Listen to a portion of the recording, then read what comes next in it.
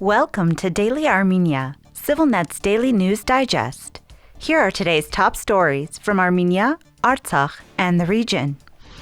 The European Union has condemned the threat made by Azerbaijani Ambassador to the EU, Vagiv Sadigov, against members of the European Parliament following their visit to the Armenian-Azerbaijani border. Sadigov posted a tweet referring to the delegation's visit, accompanied by an image of an Azerbaijani sniper rifle, warning them to stay away from Azerbaijan's state border. We condemn this behavior, which is absolutely unacceptable for an ambassador accredited to the EU, an EU spokesperson said to OC media representatives in an article published yesterday. Nathalie Loiseau, the head of the Subcommittee on Security and Defense of the European Parliament, also addressed the threat, questioning the level to which Azerbaijani diplomacy has sunk. Sadigov's comments were also criticized by the former Azerbaijani ambassador to the EU, Arif Shahmarli, who compared his rhetoric to that of President Ilham Aliyev and suggested it may have been ordered.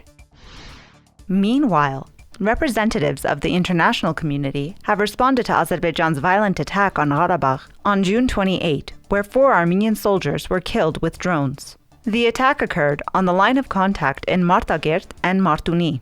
Despite calls from the National Assembly of Artsakh to halt negotiations with Azerbaijan until a complete ceasefire is established, talks between Armenia's Ararat Mirzoyan and Azerbaijan's Ceyhun Bayramov continued in Washington. U.S. State Department's deputy spokesman, Vedant Patel, stated that the meetings between the foreign ministers of Armenia and Azerbaijan were constructive, and they rely on these discussions to continue peace negotiations. We are deeply disturbed by the loss of life in Nagorno-Karabakh.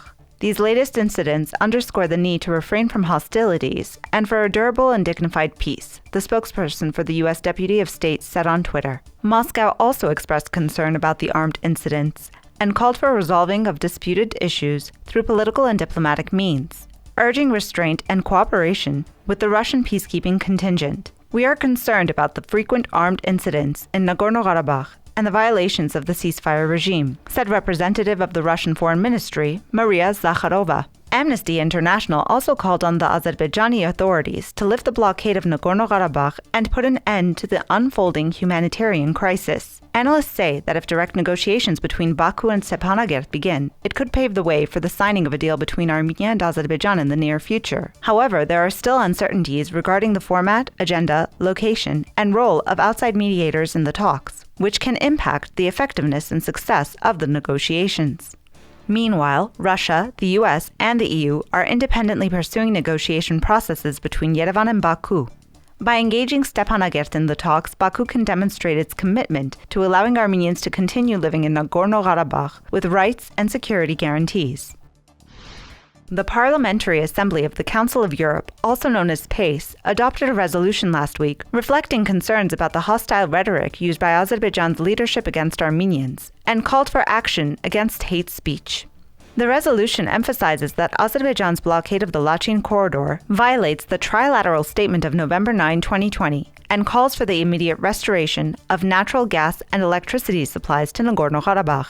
It serves as an important document to raise international awareness of the crisis and underscores the growing international concern about the situation in Nagorno-Karabakh. Armenian Prime Minister Nikol Pashinyan highlighted the resolution's recognition of the humanitarian and human rights crisis in Nagorno-Karabakh and urged the Committee of Foreign Ministers of the Council of Europe to organize a fact-finding mission to the region.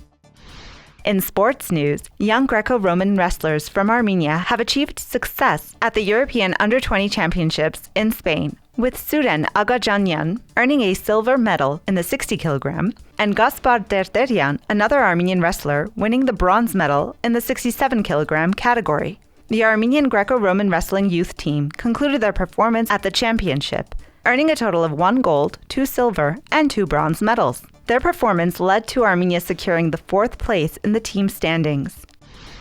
The weekend is getting nearer, and Dilijan is set to host an exciting culinary event called Gastro Fest 2023, bringing together more than 25 restaurants in one place, where visitors can look forward to a variety of experiences, including culinary battles, live music, games, and master classes. Visitors are invited to become food critics for the weekend, where they can vote for their favorite restaurant, providing valuable feedback and helping to determine the best culinary offerings of the festival. And as always, please follow CivilNet for the latest news and independent journalism from our reporters in Armenia, Artsakh, and the region.